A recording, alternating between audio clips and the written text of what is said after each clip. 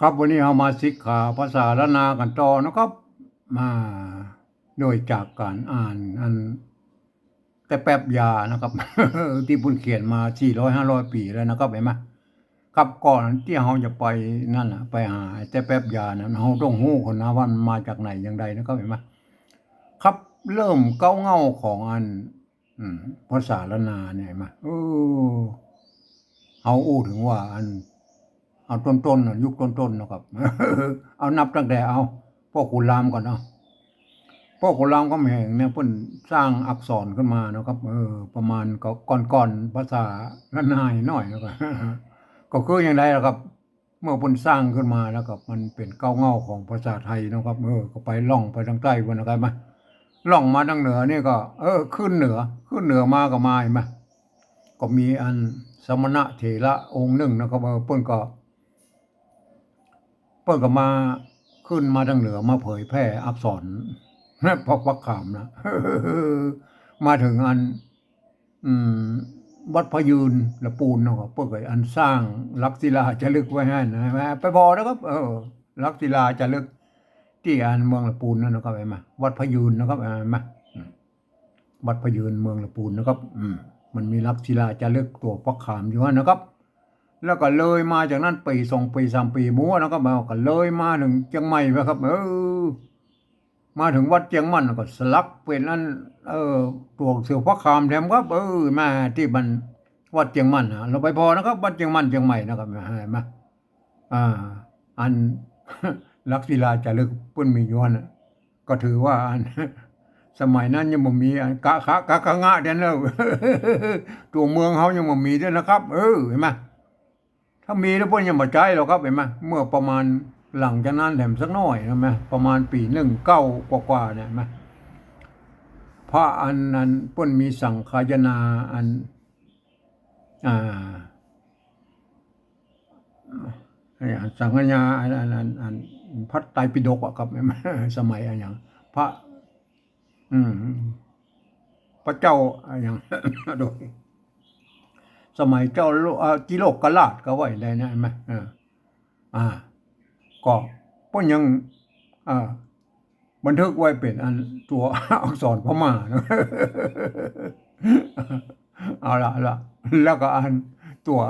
ละนานไปไหนครับมันยังบ่มีเจ้อครับเป็นฟ้าเป็นฝนอยู่นะครับมันเป็นอย่างนี้นะครับเห็นไหมอันหลังจากไหนมารุ่นเดียวกันนั้นน่ะแต่พระตอนนั้นพญามังรายอะกับพญาขุนรามคำแหงนี่เพิ่นเป็นเพื่อนกันหรอกใช่ไหมอ่า พญามังลายเพิ่นก็ปลา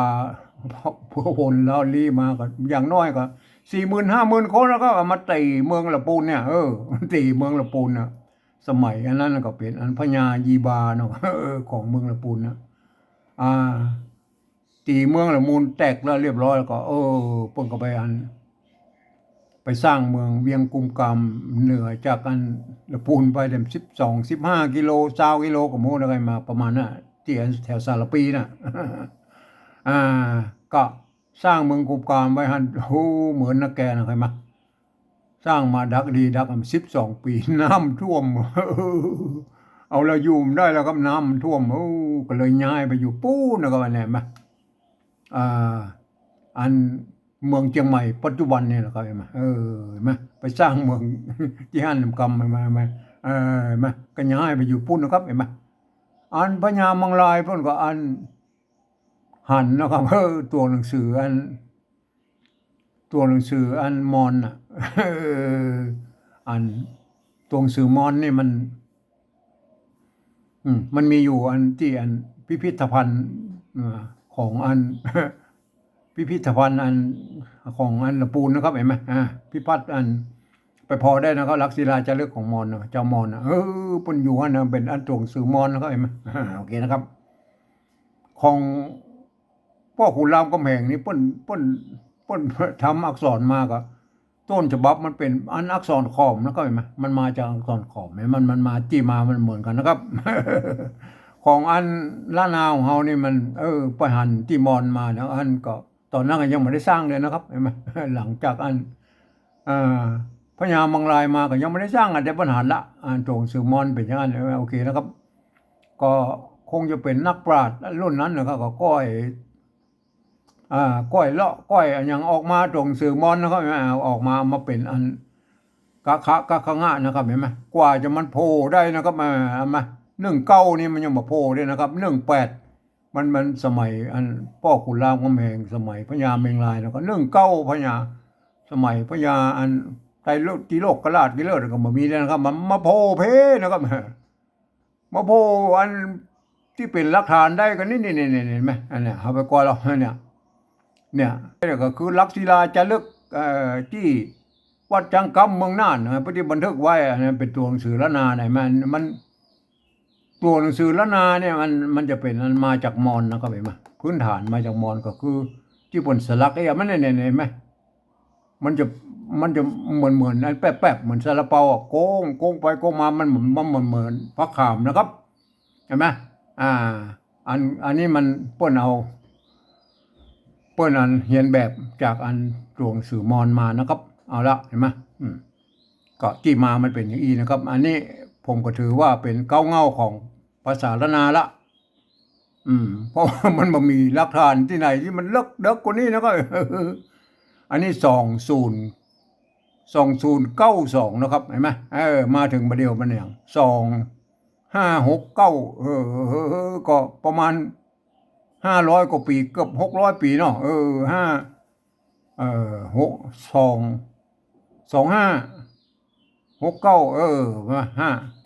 ประมาณ500 ปีประมาณ500 ปีโอเคนะครับก็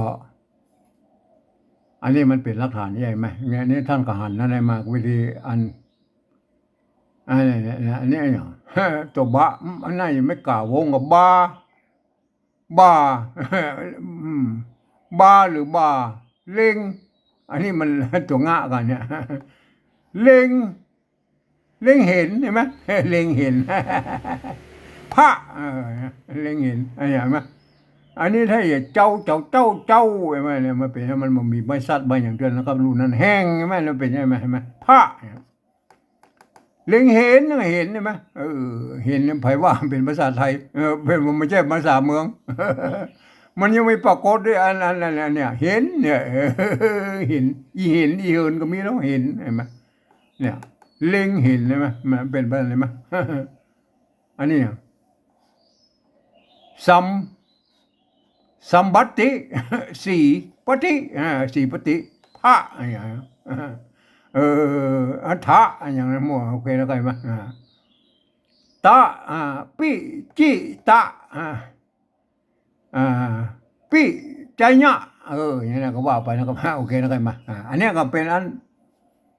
แต่อันภาษาที่มันเป็นอันผสมกันเนาะครับบาลีพ่องผสมพ่องใช่มั้ยบางทีก็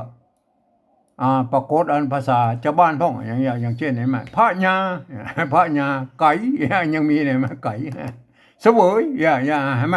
มันยังมีนะก็เห็นไหมโอเคนะครับอันนี้คือผมถือว่าเป็นเงาของภาษาละนานะครับเพราะว่ามันมีหลักฐานอันนี้ละต่อมาก็เป็นอันนี้นะครับรุ่นเนี่ยชาวบ้านประกอบเขียนเป็น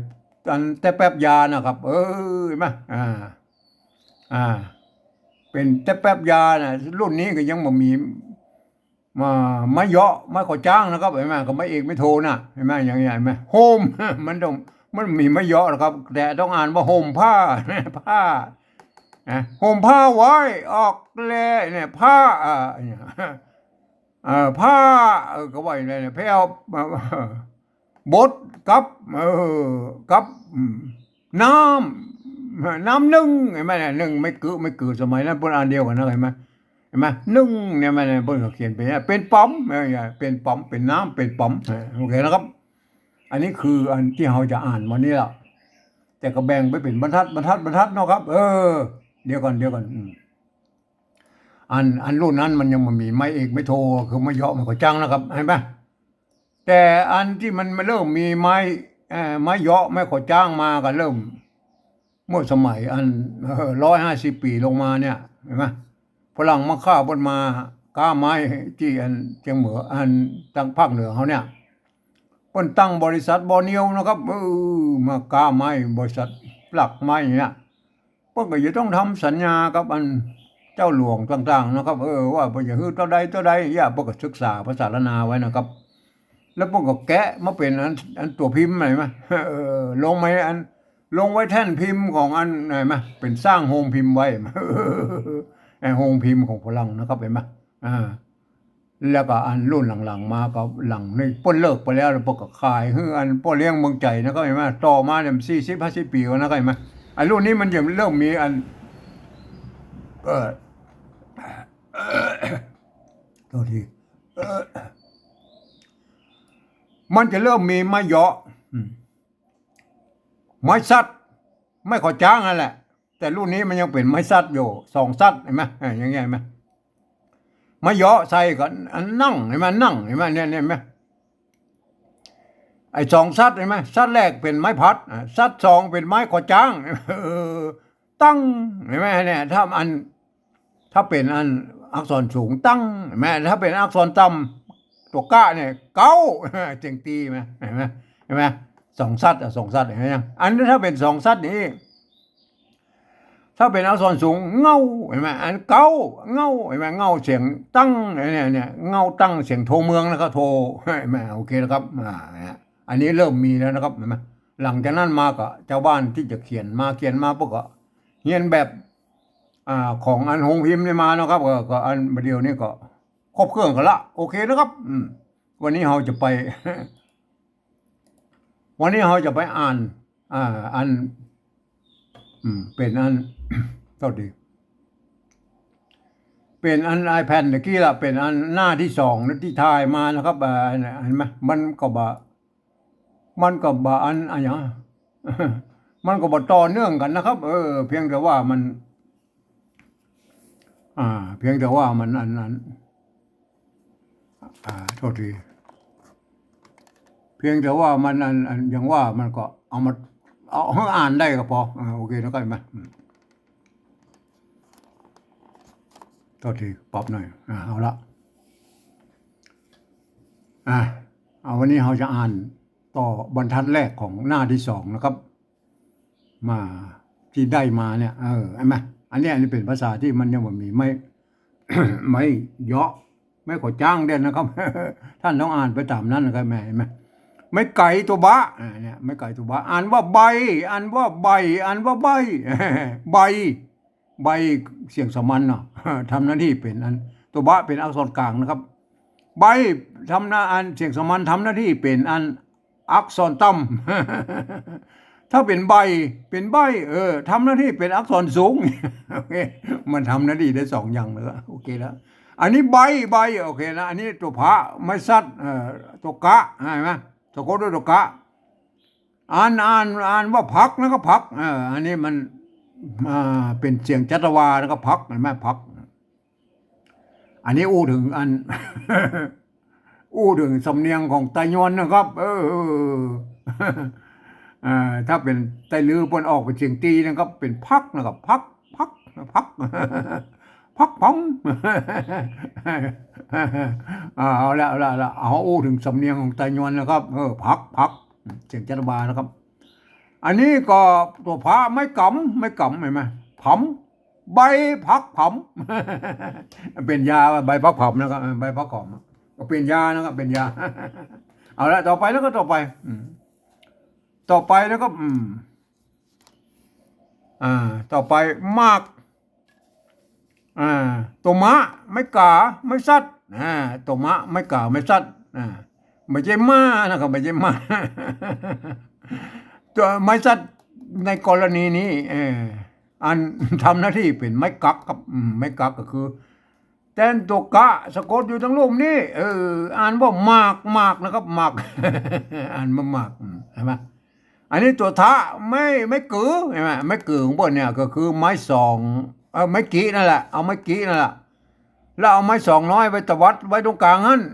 เนี่ยเป็นไม้กือเนาะเนี่ยเป็นไม้กือไม้กือต้นเป็นอย่างนี้นะครับไม่ใช่ว่าเขียนไม้กี้ไม้แล้วตวัดห่างเลยไม่ใช่นะไม่ใช่เนี่ยไม้กือโบราณเป็นอย่างนี้นะครับ ยุคต้นมันเป็นอย่างนี้นะครับเห็นไหมแม้กระทั่งอันของอันไม้กืออันของในลักษิลาจารึกอันของอัน วัดเชียงคำปกติอย่างนี้นะครับปกติอย่างนี้แหละไม่เกือไม่กี้แล้วก็ไม่200แต่วัดเก้าอี้นะครับเห็นไหมสะกดด้วยตัวมะห่างมะเนี่ยห่างมะอ่านว่าถึมนะครับถึมถึมเห็นไหมไม่กืออ่านถึมนะครับถึมเห็นไหมถึมมากถึมมากถึมเห็นไหมโอเคนะครับเห็นไหมมากถึมมากถึมมากถึมเห็นไหมได้3เสียงนะครับมันแต่มันมากถึมนะมากถึมมันก็บ่มีนะครับมากถึมก็บอกเคยมีมากถึมมากถึมเอาเลยโอเคต่อไปนะครับต่อไปตัวไปตัวไม่โกง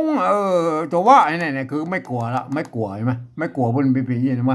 ถ้ามีตัวสะกดแล้วปั๊บเห็นไหมก็เพิ่นก็ตัดไม่โกงออกเนี่ยอันนี้เพิ่นเขียนมาตั้งแต่โบราณแล้วลูกครับเห็นไหมเพิ่นเขียนมาโบราณแล้วถ้าเป็นมีตัวสะกดเนาะตัวสะกดก็เอาตัวหน้าสะกดนี่เนาะเอาตัวมะเอาตัวมะสะกดเพิ่นก็ตัดอันไม่โกงนี่ออกเห็นไหมก็อันหัวก็กลายเป็นหวมหวมถ้าเป็นตัวหน้าเนาะก็เขียนเป็นตัวละแทนก็หวนเห็นไหมอันหัวอันนี้หัวนะครับอ่านได้3เสียงนะครับหัวหัวเนี่ยหัวนะครับเห็นไหมฮะแต่เขาก็อ่านว่าหัวนะครับเห็นไหมอันนี้ต่อไปแล้วครับตัวตะไม่กุสะกดด้วยตัวหน้าอ่านก็อ่านว่าตุนนะครับเสียงสามัญเห็นไหมอ่านว่าตุนเสียงโทใช่ไหมอ่านว่าตุนเสียงตีกรณีอ่านว่าหัวตุนอ่านเสียงสามัญทั้งคู่หัวตุนเหลืออันมาเดียวนี่มันก็ไม่กูมันเปิ้นบ่ถือกันนะคือมันหัวตุนนั่นแหละโอเคนะครับต่อไปนะครับอันนี้อันเห็นไหมไม่แก่ตัวกะหางนะเนี่ยไม่แก่หางนะอ่านว่าแกนเสียงจัตวายไหมอันนี้เป็นอักษรสูงนะครับอ่านว่าแกนนะครับอ่านว่าแกนก็ได้นะครับหรืออ่านว่าแกนนะครับแกนเสียงโทพิเศษโทเมืองอ่านได้3เสียงนะครับอักษรสูงแกนนะเอาไว้ก่อนอันนี้ล่ะอันนี้ตัวฟ้าไม่กาหางเนี้ยตัวกะไม่กาหางเนี้ยอ่านว่าฝ่ายเอาละท่านอ่านนึงมันหูเรื่องแล้วครับแกนฝ่ายมีก็ในละนาเขาเนี่ยแกนฝ่ายมันได้มีเนาะแกนฝ่ายนะแกนฝ่ายเอาไม้ไปขวางก็ว่าแกนฝ่ายแกนฝ่ายมันมีแกนฝ่ายแกนไม่ใช่แกนฝ่ายแกนฝ่ายมีเลยก็แกนฝ่ายแกนฝ่ายก็คือเมล็ดฝ่ายนั่นแหละแกนฝ่ายเห็นไหมโอเคนะครับอันนี้อ่านว่าแกนฝ่ายโอเคนะครับโอเคต่อไปแล้วครับอันต่ำเอาแกนฝ่ายมาต่ำเห็นไหมตัวต่ำอ่านว่าต่ำนะครับเห็นไหมแต่ก็ต้องอ่านว่าต่ำได้ไหมเอาแกนฝ้ายต่ำนะแกนฝ้ายต่ำแล้วอย่างตัวจ้าไม่กาตัวว่าใช่ไหมไม้ซัดนี่ทำหน้าที่เป็นไม้กับเสียงอ่านว่าเจ้าเสียงจัตวาอ่านว่าเจ้าเสียงเอกอ่านว่าเจ้าเสียงโทเมืองเห็นไหมเจ้าต่ำเจ้าเอาไว้ก่อนต่อไปอันนี้ไม่เกตัวปะหางหน้าอ่านว่าเป็นแล้วก็อ่านไม่กำอ่านว่าเป็นปั๊มหรืออ่านจะว่าเป็นน้ำก็ได้นะครับเป็นน้ำเป็นปั๊มหรือเป็นน้ำก็ได้นะครับเราก็ไปดูก่อนว่ามันเป็นยังไงอันนี้เดี๋ยวก่อนเขาจะว่าเป็นปั๊มหรือเป็นน้ำเดี๋ยวเขาก็อู้ก่อนเอาไว้ก่อนมันอ่านได้2อย่างนะครับเป็นปั๊มหรือเป็นน้ำเอาต่อไปตัวกาไม่กี่หางหน้ากินกินไม่กินตำเจ้าเป็นน้ำกินท่านต้องมีเซนส์เห็นหน่อยนะเวลาเขาอ่านเจ้าเนี่ยเพิ่นเอาว่าเจ้าเจ้านี่มันรับต ตำแล้วก็จ่ายนะท่านเคยตำมนูนก็ ตำมนูนตำมนูนเนี่ยตำมนูนปุ่นใส่น้ำก็ ตำมนูนไหนมาเพื่อเอาตำมนูนแล้วเพื่อเอาไปเจ้าเจ้าน้ำมันให้สักหน่อยเพื่อมันกินเนี่ยอันนี้เป็นลักษณะอาการเจ้านะป้นไปแจ้ว่ามีน้ำเป็นอันเป็นลิตรมันมาเจ้าอันนั้นเป็นห้องว่าแกงนะครับ เห็นไหมเป็นห้องว่าแกงตำเจ้าเนี่ยเอาแกนฝ้ายเนี่ยเอาแกนฝ้ายเนี่ยมาตำเจ้าแกนฝ้ายตำเจ้าอ่ะเอาแกนฝ้ายแล้วก็ตำนะครับตำแล้วใส่น้ำบอกไม่ใส่นะครับเจ้าเอาแกนฝ้ายตำมันก็เป็นก้อนๆนะครับแล้วเอาไปเจ้าไปเจ้าเอาไปเจ้า เจ้าเป็นน้ำ เจ้ามันจะมาออกน้ำได้เลยเจ้าเอาไปใส่หม้อเจ้ามันก็เป็นป๋อมเป็นป๋อมนี่มันเป็นนั่นคล้ายๆลักษณะอันผมเคยทำ เมื่อน้อยๆนะครับเคยทำขนมให้แม่นะครับขนมมันลอดจ้องอ่ะ เปิดเอาเข้าไปบดนะครับบดเรียบร้อยแล้วก็เอาไปกลในขณะกลไปเรื่อยๆจนมันงวดแห้งไงมั้ยกว่าจะเอาไปเข้าบีบได้นะเปิ้นบอกว่าอันน่ะแม่ผมบอกว่ามันเป็นป๋อมน่ะ เป็นป๋อม ก็เป็นก้อนๆเหนียวๆนะก้อนเหนียวๆนะเพื่อเอาไปใส่อันซองแล้วก็บีบเพื่อไม่ให้เป็นลอดจ้องนะนะเป็นห้องว่าเป็นป๋อม บางคนบ่เข้าใจว่าเป็นน้ำไปเลยเจ้าเป็นน้ำนี่มีบ้านเมืองไหนบ้างฮะ บ้านล้านนาเฮานะให้ไปพ่อเหมือนกันเด้อ เอาละแกนฝ้ายตำเจ้าเป็นป๋อมกินกินมันต้องกินละมันกินหรือมันได้กินก็ไม่ได้กินก็ไม่ได้กินก็ไม่ได้กินเอาหูเรื่องนะหูเรื่องเอามันหูเรื่องนะแกนฝ้ายตำเจ้าเป็นป๋อมกิน ได้เรื่องได้เรื่องนะต่อไปอันนี้แถมประโยคนึงละเนี่ยเปิ้นเอานี่คั่นไว้ละไม่ใช่ละมันจบไปละ อันนั้นต่อไปเป็นอันตัวยะไม่กะอ่านว่ายานะครับอ่านว่ายาอันนี้ ตัวสาไม่กี่อันตัวหน้าอ่านว่าศีลก็ว่าอะไรศีลไว้ก่อน อันนี้เหรอตัวบะไม่กากาวงด้วยหน่อยวงน้อยๆ แล้วตัวดะบาทศีลบาท ศีลบาทนี่มันได้เรื่องมาศีลบาทคาดศีลบน มันมีแต่อันสันนิบาตนะครับสันนิบาตหรือสานิบาตนะครับอันนี้ก็คือยาสานิบาตนะครับยาสานิบาต เอาหูเรื่องนะนะอ่านหมูเรื่องเหมือนต้นน่ะเอามันท่านใจเซนหน่อยแล้วไม่ใช่ยาสินบาตนะไม่ใช่สินมันมีทำลายประโยคนะครับที่เปิ้นเป็นอันสานิบาตหรือสันนิบาตก็มีนะครับเปิ้นเขียนมา สันนิบาตก็มีนะครับ อันนี้อ่านว่าสานิบาตนะครับสานิบาตยาสานิบาตกับนะครับกับ อันนี้ตัวกะไม่ชัดตัวบะกับนะครับกับตัวละไม่กูไม่กูไม่ชัดเห็นไหมเขียนเต้าเอี้ยเห็นไหมไม่ชัดตัวนี้ทำหน้าที่เป็นไม้กักแทนตัวกะสะกดอยู่ตรงข้างๆนี่อ่านว่าลูกนะอ่านว่าลูกนะโอเคนะครับรุ่นหลังๆมา เพิ่มไปแต่ก็คือเอาไม้กะมาใส่แต่เป็นว่ากะผู้ญาตินี่ก็มีนะก็ไม่เห็นไหมต้นบนบ่มีก็บนบ่มีเปิดเขียนตัวอีกก็ลูกละเห็นไหมอย่างว่ามันหมู่คนหูนัก ลวกนักอันนี้มันมีตัวแล้วห่างหญ้าไหนมาเพื่อนถ้าอย่าเขียนก็ว่ามันอย่างใดก็บ่มีแล้วนะมาความจริงเพื่อนตั้งใจว่าเขียนเป็นสันนิบาตกับลูกอ่อนนะก็เห็นไหมกับลูกอ่อนนั้นน่าจะเป็นกับลูกอ่อนนะครับลูกอ่อนมันเป็นห่างหญ้าไปแหมอันประโยคต่อไปท่านอย่าหันนะลูกอ่อนนะครับลูกอ่อนโอเคนะครับ เอาไปแปลดูแล้วครับเอาไปแปลดูนะครับแปลเป็นภาษาเอาภาษาไทยมาเขียนนะครับเอาภาษาไทยมาเขียนเป็นอันภาษาปริวัติ ล้านนาแบบที่สามนะครับ ตามสำเนียงของไตไตยวนเชียงใหม่นะครับเห็นไหมกำเมืองเนี่ยโทษทีครับอันนี้ปฏิวัติไป ใบพักนะก็พักเห็นไหมพักเห็นไหมถ้าท่านมาใส่อันนี้หรอกอันนี้เป็นใบผักครับใบผักใบผักผักนะอันนี้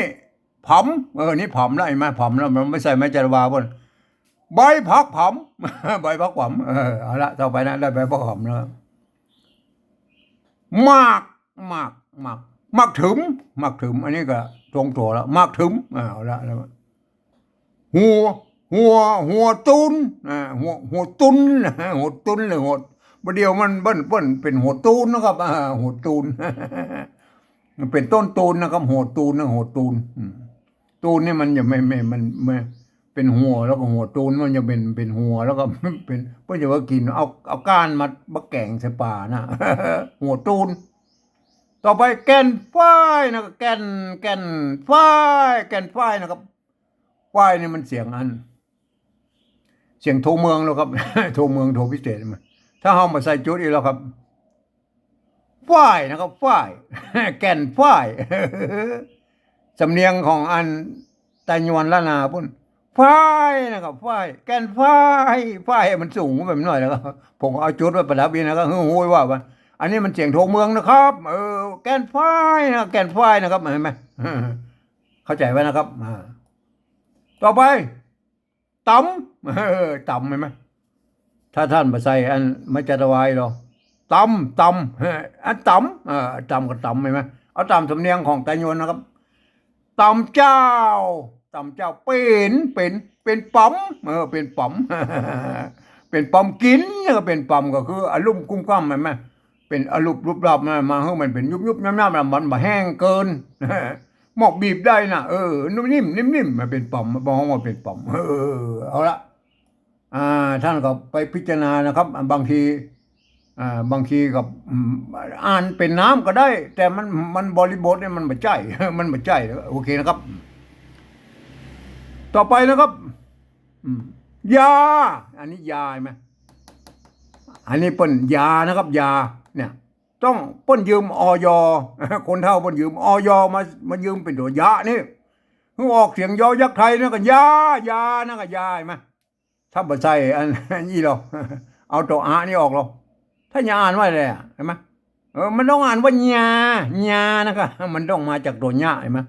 อันนี้มันมาจากตัวยาเห็นไหมบางคนเฮาก็ว่านะคนเมืองทั่วไปบ่เฮาเนี่ยมันปริวัติก็บ่ถูกบ่เถือเนาะซับซ้อนก็ไปหมดอ่ะแต่ผมขอใจอันตัวอย นะครับแทนตัวอันเนี่ยแทนตัวยานี่นะครับยานะก็ยาอันเสียงยอยักษ์ไทยแล้วก็ยานะก็ยาสะนะสะนี่สะนี่สะยาสะนี่นะครับยาสะนี่สะนี่บาทนะสะนี่บาทไม่ใช่ยาสินบาทนะ ยาสินนี่บาทอันนี้มันมีกับเต็มตัวเห็นไหมตกกับไปนะครับเห็นไหมกับนะครับกับอันเนี้ยกับกับเดี๋ยวไปเติมมาเองโอ้โหบอกให้ว่ากับนะครับกับยาสานิบาตกับลูกนะครับอันนี้ลูกเห็นไหมลูกเห็นไหมกับลูกนะครับอันนี้ตัวป้นได้จะเขียนมาอ่อนนะแล้วมันไปเขียนผิดเอาเป็นแล้วห่างยะนะเอาละก็มันบรรทัดต่อไปจะหารรู้อ่านนะครับอันนี้กับนะครับกับลูกนะครับยาสานิบาตกับลูกนะมันตกกับไปนะครับโอเคนะครับเอาละท่านก็ไปชิกข่าวโดยนะครับ ถ้าใครมีแต่แป๊บยานะก็มานั่งหัดอ่านครับ อ่านได้3 เสียงนะครับท่านจะไปลืมนะครับอักษรสูงอ่านได้เสียงจัตวาเสียงเอกแล้วก็เสียงโทเมืองแล้วก็โทยวนโทเมืองเนี่ย แล้วก็อักษรต่ำอ่านได้3 เสียงก็คือเสียงสมัญเสียงโทไทยโทปกติแล้วก็เสียงตีนะครับเห็นไหมครับวันนี้ผมก็ขอบรรยายเพียงแค่นี้นะครับ